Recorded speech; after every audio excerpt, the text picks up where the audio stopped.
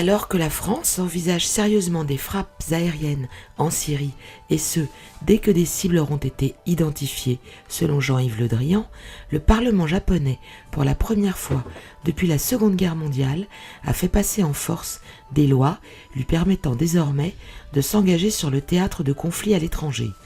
Une décision du Premier ministre Shinzo Abe qui suscite non seulement la colère de ses opposants, créant des bagarres au sein même du Parlement et des manifestations dans les rues de Tokyo, mais aussi celles de ses voisins, la Chine et la Corée du Nord. Le Japon justifie cette décision en indiquant qu'il y a lieu de se protéger d'une part de la montée en puissance de la Chine, mais aussi de la Corée du Nord et de son instabilité.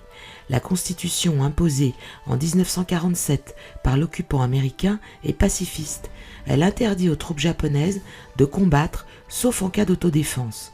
Ces lois ont donc été réinterprétées pour être adoptées, mais seront-elles mises en œuvre? Là sera toute la difficulté.